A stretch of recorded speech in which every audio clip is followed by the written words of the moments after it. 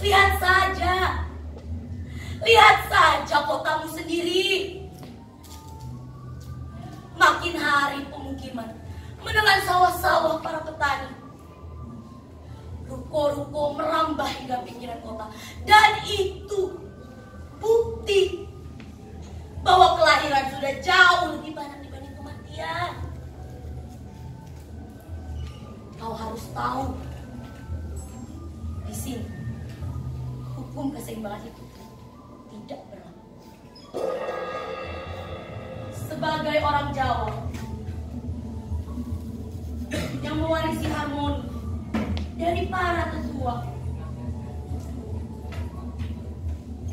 kadang aku dibenturkan dengan kenyataan pahit yang berbeda dengan apa yang diajarkan. Selama di sini, aku jadi saksi bahwa setiap kesakitan yang ada selalu berakhir dengan kematian.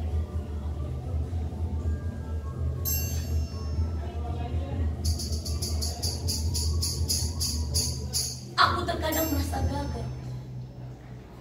Aku merasa gagal menjadi seorang dokter. Seharusnya aku bisa mencegah kematian itu. Aku tahu aku bukan malaikat.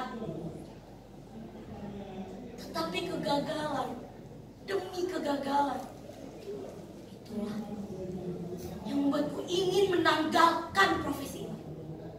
Meninggalkan beban berat profesi ini. Menjadi manusia biasa tanpa harus menanggung beban berat seberat ini.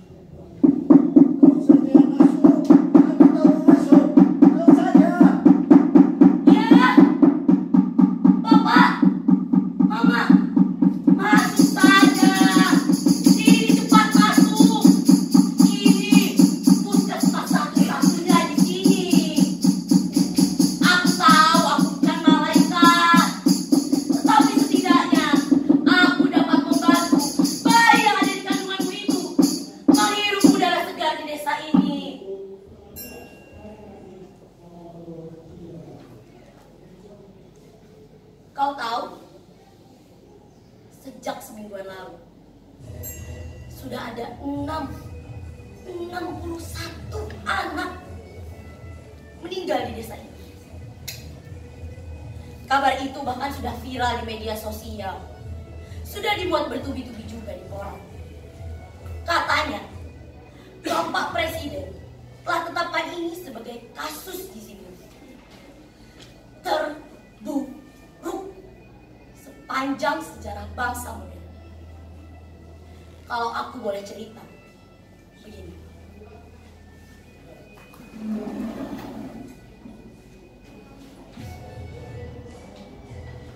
Dulu, di desa ini ada kasus kehabisan beras. Kami biasa membawa beras dari kota kabupaten menggunakan perahu. Iya, kami biasa menggunakan perahu. Dan itu memakan waktu 2 hari. Bayangkan, 2 hari. Waktu itu perahu yang membawa beras katanya menabrak batang kayu yang ada di sungai. Orang-orangnya habis dimakan buaya. Beras-berasnya hanyut di sungai. Anehnya, warga desa malah berbondong-bondong datang ke puskesmas. Kalian tahu apa yang terjadi? Mereka tuding aku. Mereka tuding aku. Mereka tuding aku sebagai dalang dari semua ini.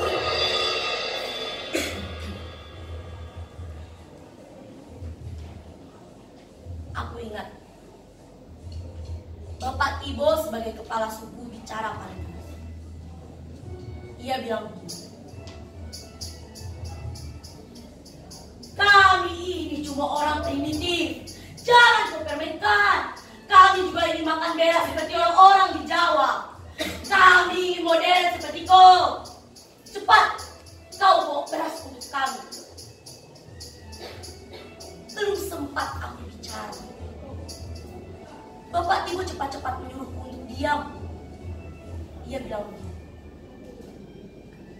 Sudah, kau minta saja Presiden utus orang-orang di Jawa untuk kirim itu beras. Kami ini bukan cuma lapar, kami juga ingin modern seperti kau. Cepat, kau bawakan kami beras.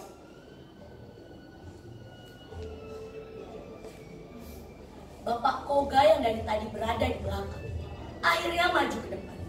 Kulitnya yang hitam gosong seperti terbakar, karena memang orang-orang di desa ini masih banyak yang belum mengenakan baju.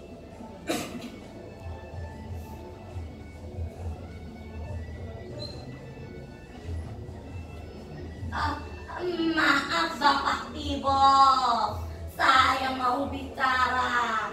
Dokter Rahayu ini sudah bantu kita, orang yang lama sakit-sakitan. Ia juga sudah bantu kita lahirkan punya anak-anak. Semuanya dikerjakan secara sukarela, tidak pernah dibayar. Jadi dokter ini tak ada urusannya dengan beres. Bagaimana kau bilang begitu, Koga? Dulu ada niat baik orang Jawa kirim kita beras. Karena dokter ini dikirim dari Jawa, sudah pasti ia bisa bawakan kita beras. Tidak, Bapak Ibu, kataku kepada kepala sekolah. Maaf Bapak Ibu, saya dikirim dari Jawa ke pedalaman Papua untuk bantu kesehatan warga. Walau waktunya sebentar, yang saya punya hanya obat-obatan, Pak. Begini saja, bagaimana kalau kita pikirkan cara mengatasi ketiadaan beras ini? Saya punya usul. Bagaimana kalau kita kembali makan sagu?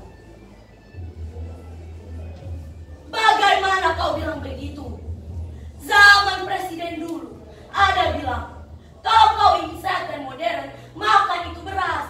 Makan sagu berarti penderitaan. Kami tak mau lagi makan sagu. Sagu berarti penderitaan. Sudah, kau pikirkan saja bagaimana kami dapat beras.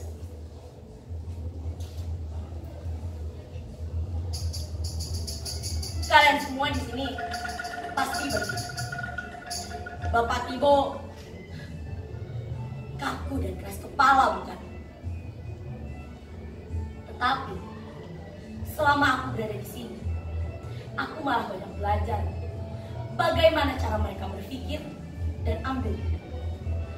Mereka selalu berpikir lurus, konsisten, dan teguh pegang janji. Bapak Ibu, jadi modern tak harus makan beras. Orang Belanda tak makan beras, mereka makan roti yang terbuat dari gandum. Karena gandum hidup di tanah Belanda. Kalau di tanah Papua adanya sagu, kenapa kita tidak makan sagu? Kita bisa kok olah sagu menjadi roti. Kemudian ia mencoba menjawabnya. Dulu ada orang Jawa bilang, kalau orang Papua ini sehat dan modern, makan itu beras, makan sagu. Kami tak mau lagi makan sagu, kami ingin makan beras.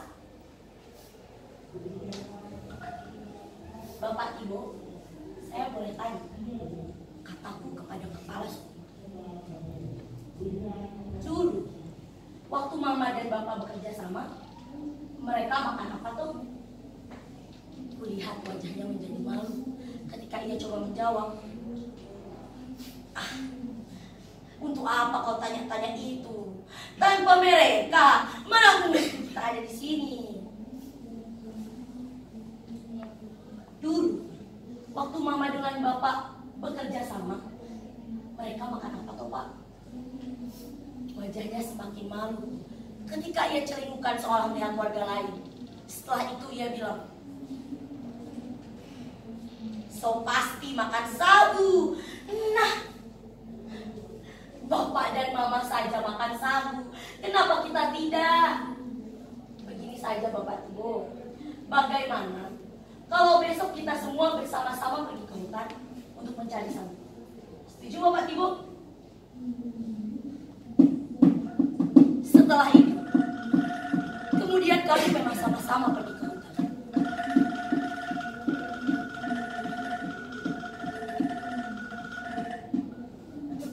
Tetapi alangkah kagetnya ketika pohon sagu yang ku tahu menghampar luas di sini habis, tergantikan dengan lahan sawit yang begitu luas.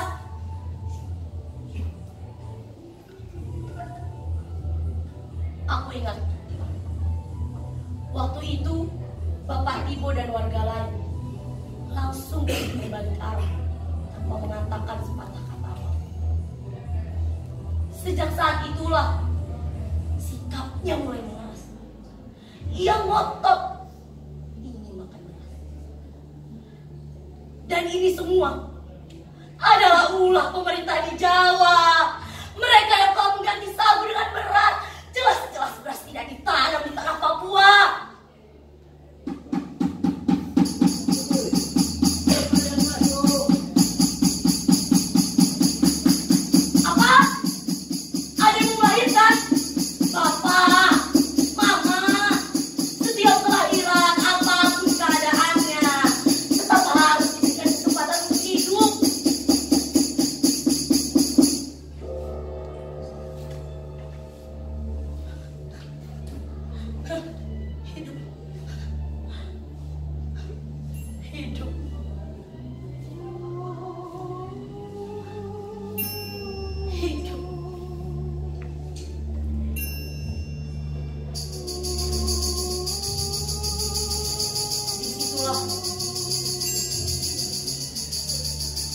Terkadang aku merasa gagal sebagai seorang dokter yang dikirim jauh dari Pulau Jawa ke pedalaman Papua.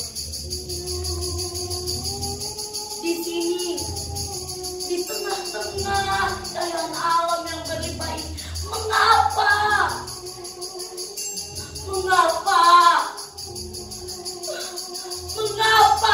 tragedi buruk itu bisa terjadi? Sungguh tak bisa kunyala dengan menutup kepala. Sudah kujadikan kematian demi kematian sebagai energi kebutuhan hidup, tetapi bukan kematian betul yang kutangisi. Hidup di tengah kelimpahan berkah itulah yang jadi soal sekarang. Bagaimana mungkin di surga terjadi kelaparan?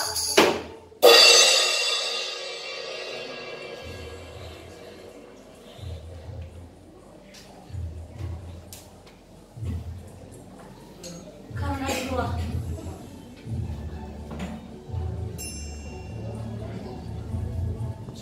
desa ini dilanda gizi buruk.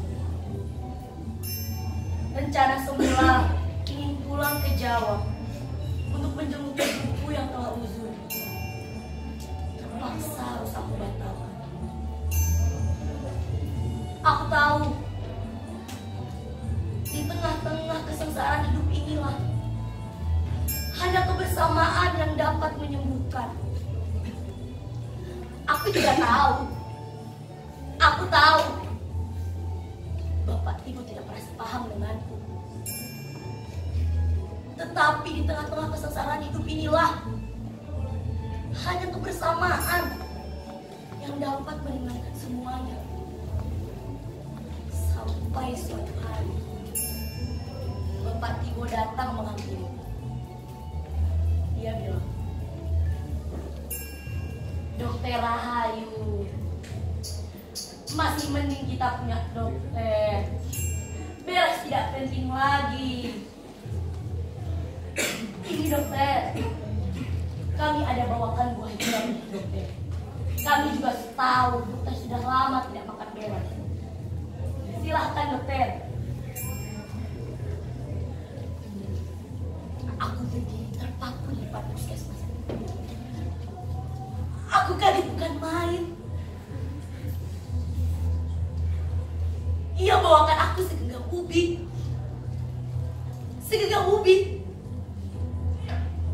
Di tengah-tengah kesengsaraan hidup inilah. Ini adalah makanan paling berharga. Belum sempat aku tanyakan dari mana dia mendapatkan buah hiper itu. Ia kembali berbicara denganku. Dokter, nanti malam kita ada gelar bakar batu. Dokter datang ya. Setelah itu, ia langsung pergi meninggalkan. Ketika aku sudah berada di tengah-tengah desa,